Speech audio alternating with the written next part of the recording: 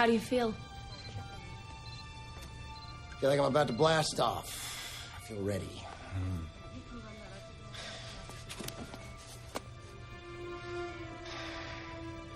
Thanks, Doc, for this opportunity. What's your name? Dr. Dalton. Maggie. Maggie.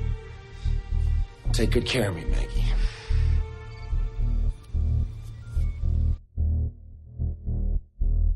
Welcome back to the Hattie for Horrors podcast, where we review horror movies and horror franchises. I'm Mark. I'm Tawan. And today we're reviewing Hollow Man 2, released in 2006.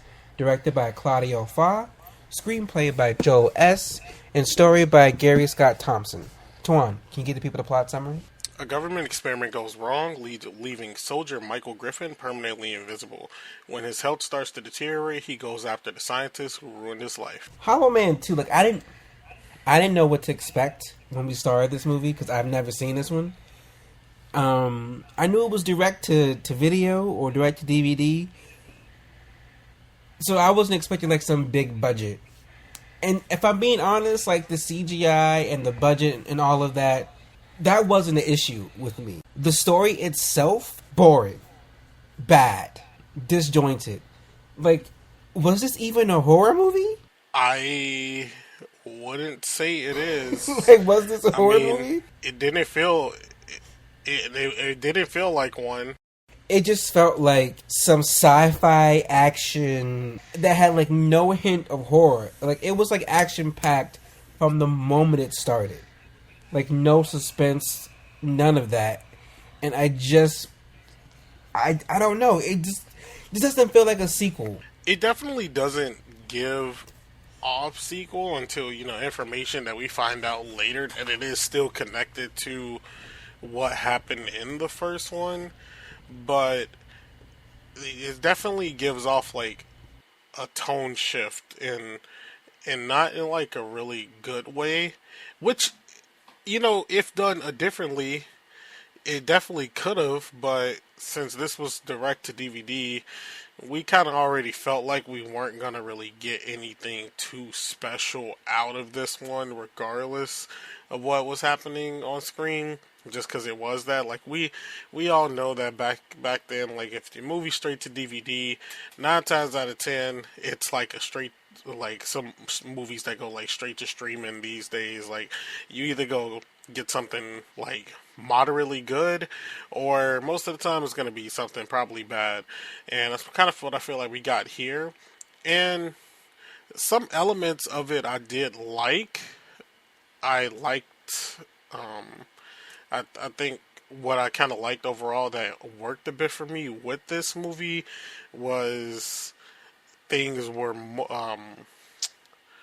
less, what's the word I'm looking for? They were less centralized or less bottled, because in the first one it was more all happening. Things were either happening at Sebastian's apartment or in the labs, whereas this one, we had a manhunt. We were looking things were happening in a lot of different places, which could have added to a horror element, but because it wasn't really being that horror style compared to the first one, we didn't really get that. And I kind of wish we did get that, because I felt like it could have worked really well for what they were going here, because there's so much more suspenseful type stuff you could do just having an Invisible Man out and about. I mean, we seen that recently with the Invisible Man that came out a couple years ago. Just having the Invisible Man be anywhere, it just amps up the suspense immensely, because it's is he in that chair? Is he there? And they kind of do show that a bit in this one, but they don't really stake any type of landing with it. It felt so disjointed. It was all over the place. They had some good scenes in there, I will say that. When they were walking down the street and he was pushing people out the way, that was cool. That was... I feel like they had a bunch of good setups, but the follow through wasn't followed through in. I don't know what else to say. It just felt like something was constantly missing They had all these good like set pieces, but they didn't know how to execute them well. Yeah, that's kind of how I felt as well. Were there any scenes that stood out for you? Good, bad, or indifferent? I think that scene, like near the beginning, that was kind of like that cold open. I thought that scene, was pretty good. The way it like brought us into the story.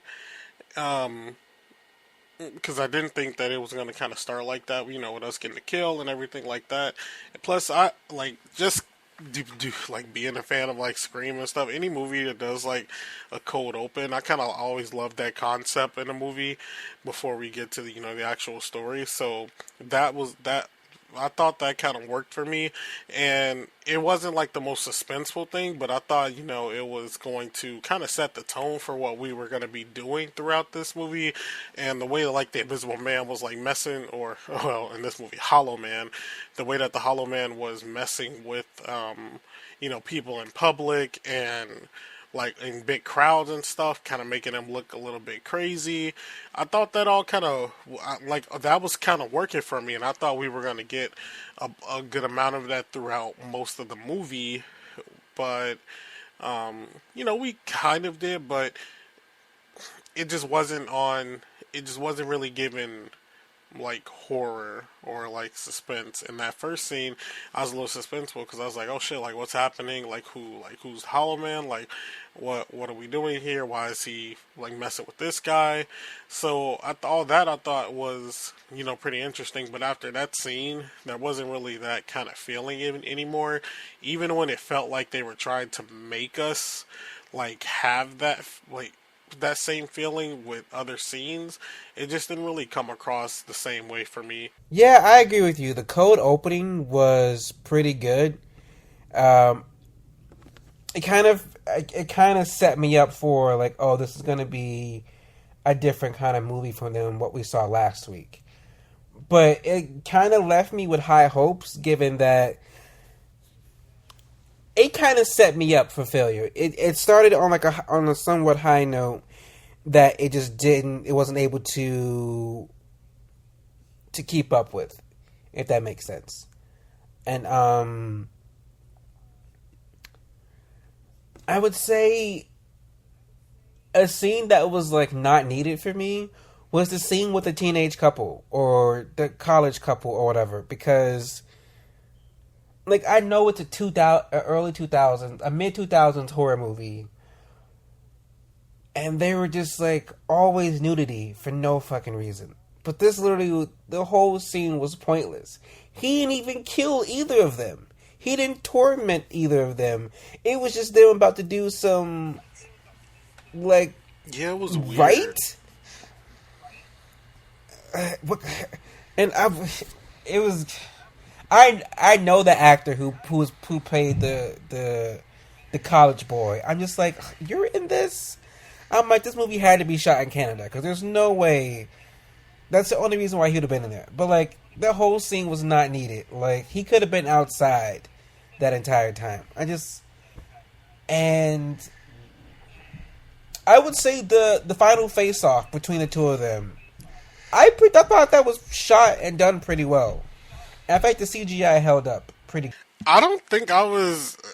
Well, not saying like it was impressive or anything, but I didn't really think much of it. Once we got to the end, I was kind of at the point where I was a bit ready for the movie to be over with. At that point, I mean, yes, that's why it stood out for me, because at that point I was grasping at straws and I was looking for anything to stick or anything to latch on to, and that was one of the things. But in that same breath, the whole like injecting yourself with rat poisoning thing was like, girl, really? Is this what you had to do? You had no other options but to inject yourself with rat poisoning. Like, yeah, the rat poisoning was crazy. Wild. And then all the military stuff, all the stuff involving the cops just felt... It just kept taking me out, because I'm just like, this isn't the same movie. Like, I'm just like, this isn't what I was coming for. This isn't what I thought I was getting into. Like, it's all, like, I don't know. Like, those scenes just took me out. And then that scene with the other former Invisible Man who is now dying because he has a light aversion or something. Like, it was too much. Like, and all the expository scenes explaining why the guy is bad and having to, like, name drop the crew from the first movie. Like, there was one... Besides the cold opening, everything else was bad.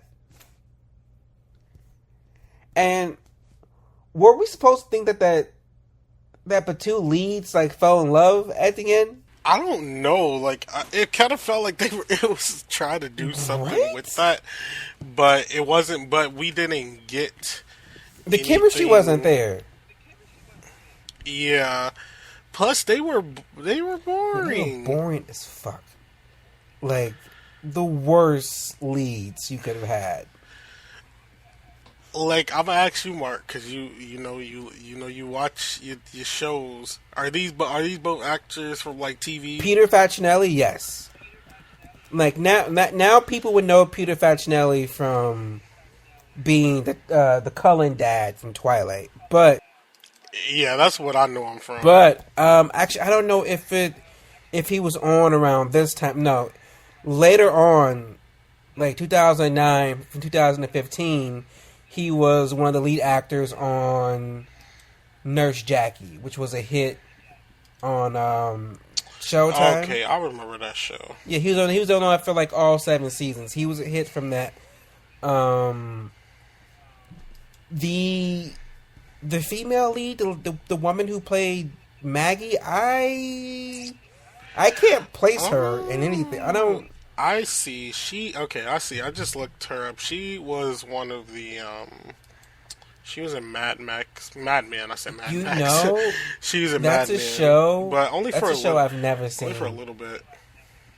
She's only in there for a little bit from what I can see. Either way, they were both given, like, TV acting for me. Were, but I've seen TV actors do good. I've seen this TV actor do good. So that's what was crazy to me. Oh, apparently she was in Dead Silence, a movie that I've only seen once. I wonder if she the one that died at the beginning. Yeah, she was. Oh, she played the wife. She okay, died at the beginning. Doesn't count. Because I remember her having short hair in that movie. I mean, it was around the same time, like a year difference. Well, we'll cover that one. Well, you'll cover that with somebody one day. It won't be with me.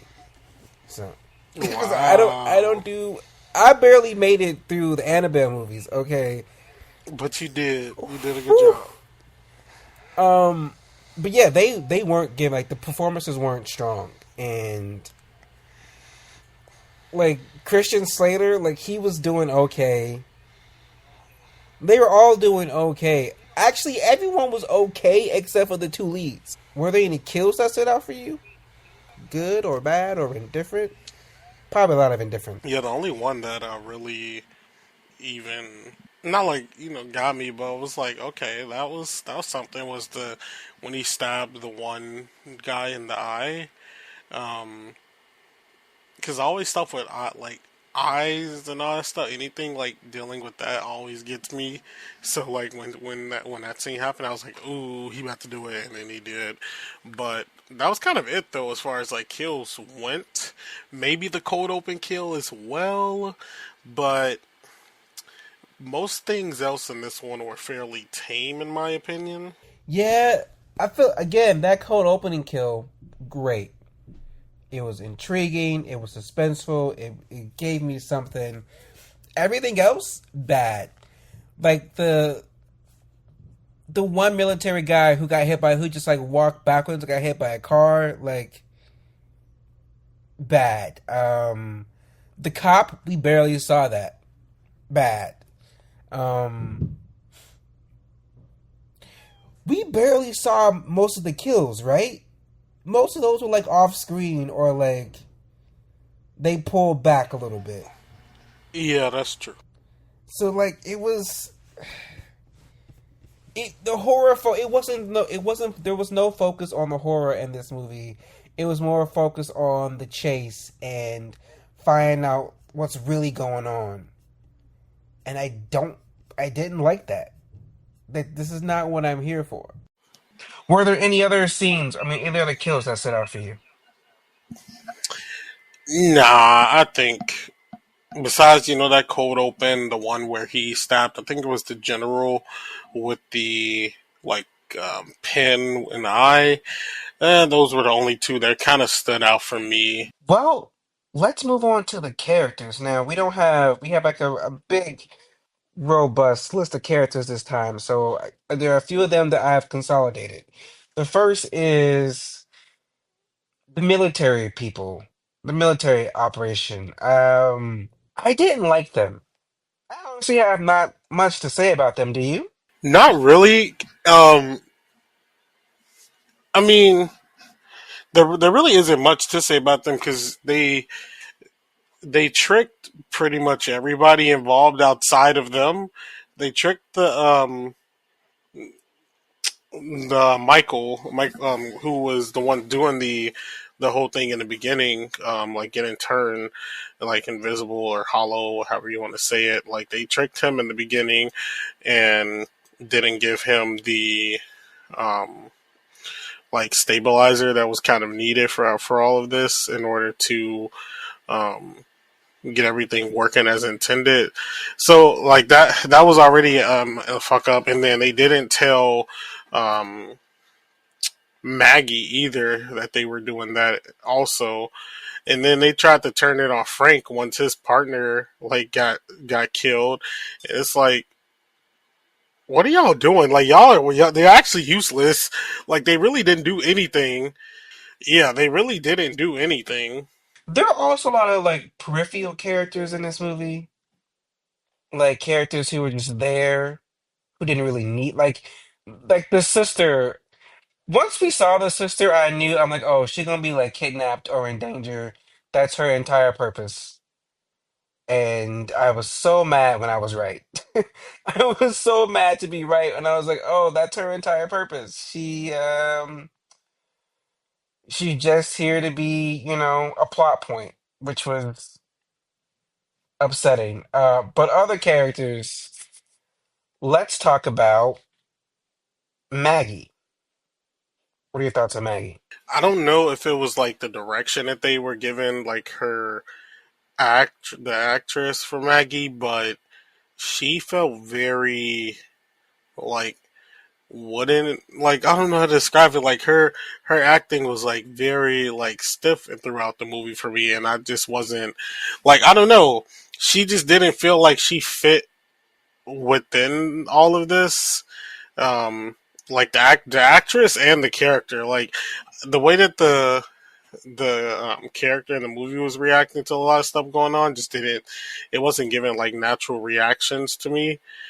And it's like I get that she's probably been working with this type of stuff for a while, so it's like it's not going to surprise her like it would someone like say me if I just seen someone like invisible. Well, not seeing someone invisible, but if like someone invisible like is trying to like do something to me, or I can't see them and stuff's happening, so that type of deal. But I don't know. It just didn't. It just wasn't really giving like natural reactions, in my opinion, for what was happening throughout the movie.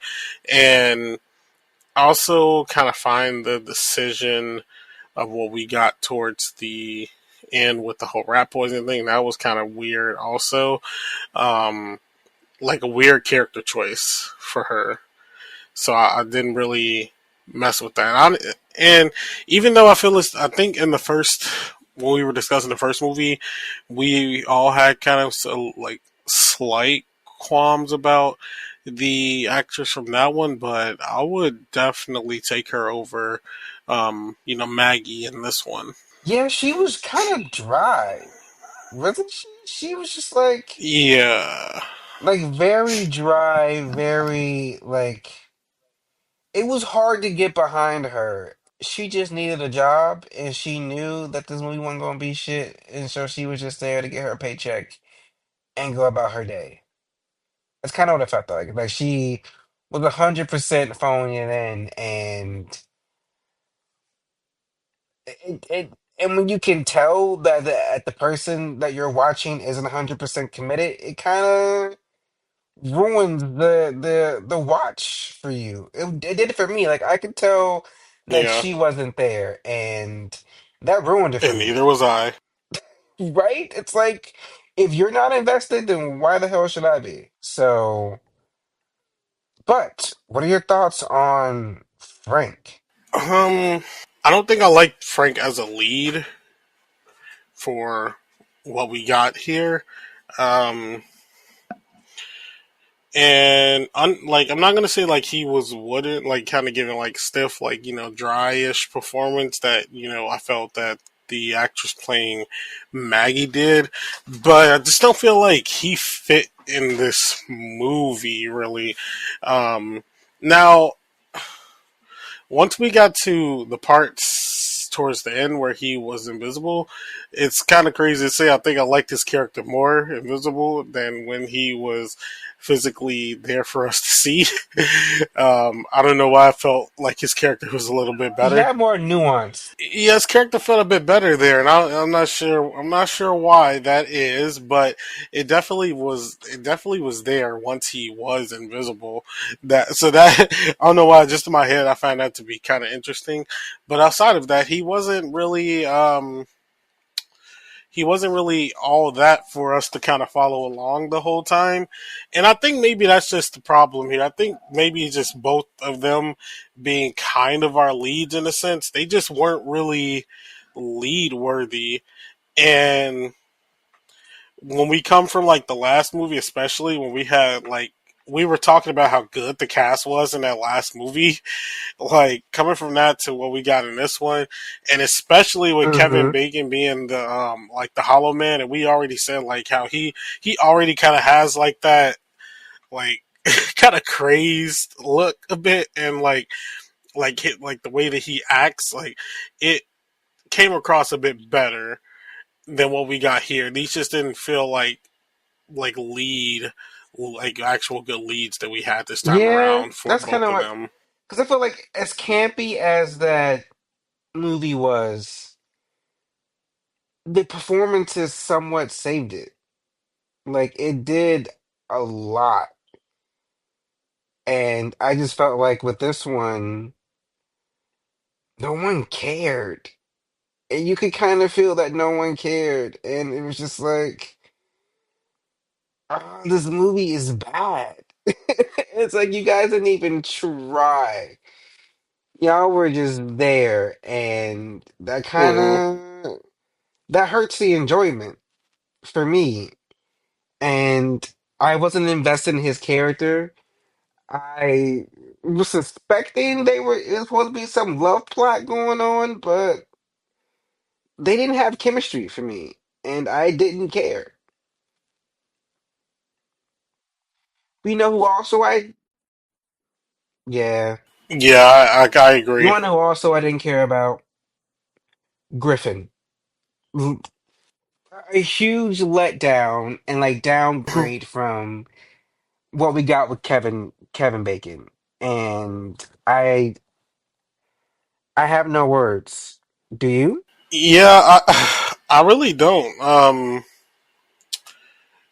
And I always hate like we have to do this type of thing where we there's not much to say, but they really didn't give us a lot out of this like this person who was turned invisible as opposed to what we got in the first one, because in the first one, um, Kane was a part of like the story from the beginning, and we saw like his transformation and everything.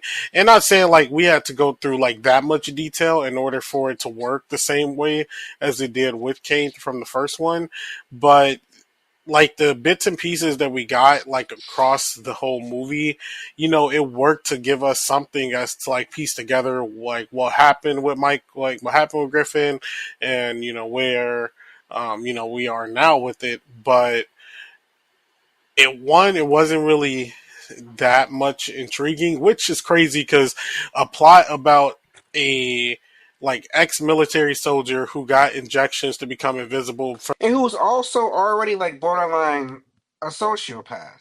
that, Right. like that sounds, when you say it like that, like it sounds really good, but they made that sound, but they put that in, but they in this movie it comes across very A boring. plot that I will be 100% in. A military, an ex-service member who already had like violent tendencies, who you gave this serum, who's now invisible, and now he going even more crazy, and you couldn't do that right? It just didn't really work. And I mean, Christian Slater, I've seen him in a lot of stuff. Like, I mean, he's not a bad actor by like any means, but And like, that's what it was. what At did first, he I was have to like, really "Am I work gonna with be here? hating on Christian Slater? Am I mad at Slater?"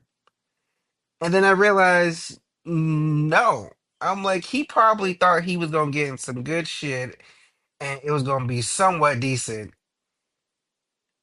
and this is what he got. And like, I can't even be 100% mad at him. Like, I get it. I, I get it because they didn't give him anything to work with. Even that fight that I was like grasping onto, like, oh, the fight was Yep. okay, the fight was decent. Like, I don't, I don't know. I was somewhat terrified of Kevin Bacon. No fear from Griffin. Nothing. Not even a twinge. So I don't know. Yeah, I just, yeah, I really don't think that. I just don't think that this just came together good. Like, I know they said, I know that this was like based on alternative some script and whatnot, but I just didn't really feel like this came together really good. And a lot of people don't even like the original one, but man, It that feels does. way Like, more like a movie than what we got Paul here. Verhoeven hates that movie. Justifiable. Like, bro, hate the movie all you want. But we also can't deny that, like, okay, yeah, it has its faults, but it's still a decent movie. Like, there are still things to like enjoy about the movie itself. This one doesn't have that. I can't even shout all the Hmm. performances, all the performances. Like, it's no, it's bad.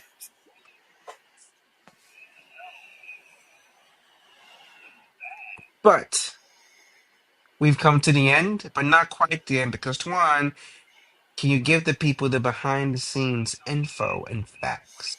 So, for both the budget and the box office for this movie, they are unknown. Now, this movie was direct to DVD, so it wouldn't have been a box office. So, but we also don't have the like how many sales it had as far as like DVD sales and rentals went.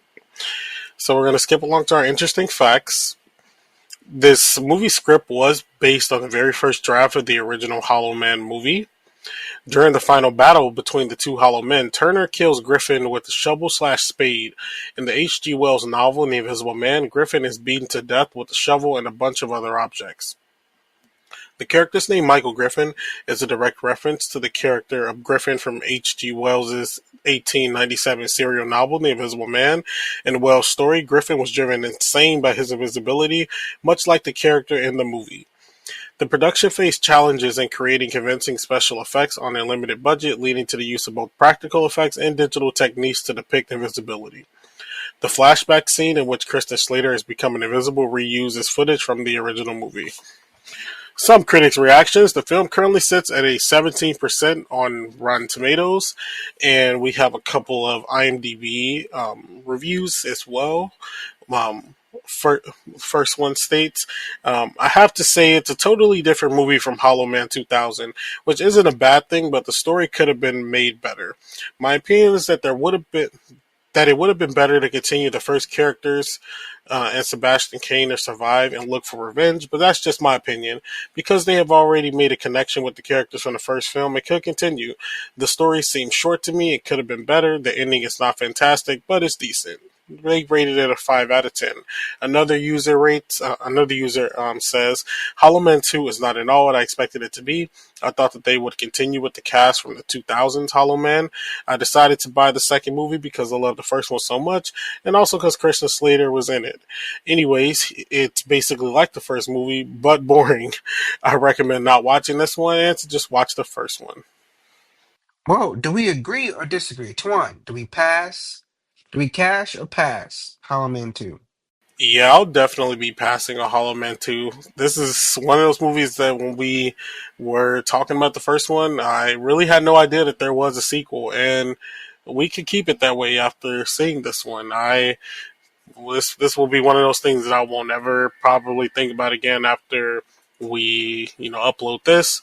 And I don't really think much is redeeming here, but outside of the premise like given to us that we were kind of talking about a bit, like that premise sounds very interesting, but they just didn't depict it right. And honestly, if you're gonna watch any Invisible Man movie, just watch the latest one that Lee Winnell put out a couple years ago. That movie was great, and I always have a good time rewatching that.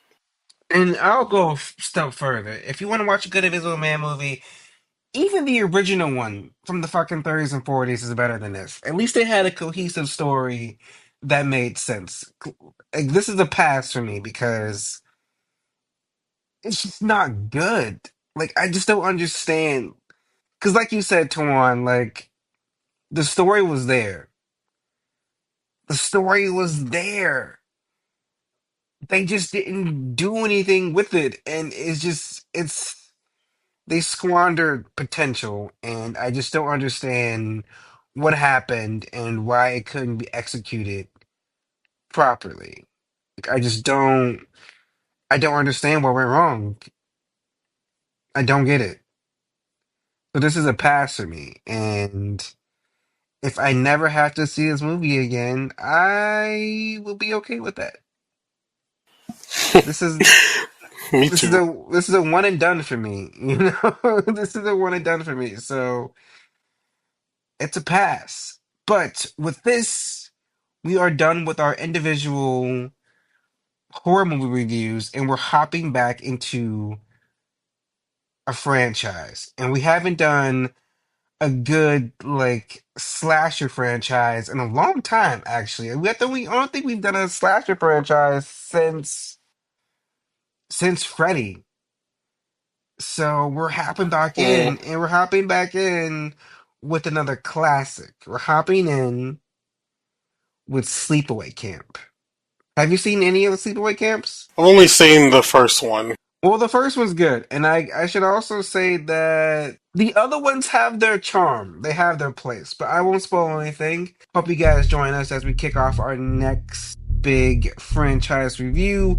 We also have some new merch coming that should be out now, actually, if you go check that out. So, thank you guys. Until then, good night.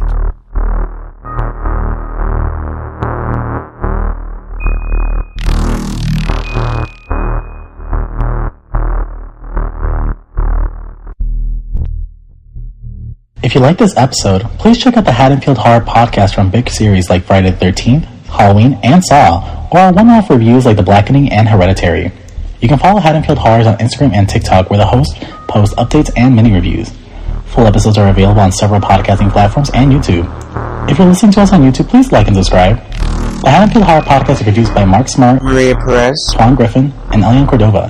Themed by Lethal Injection and edited by Mark Smart. The Haddonfield Horrors podcast is a Letters to Media production. Should we do an intro?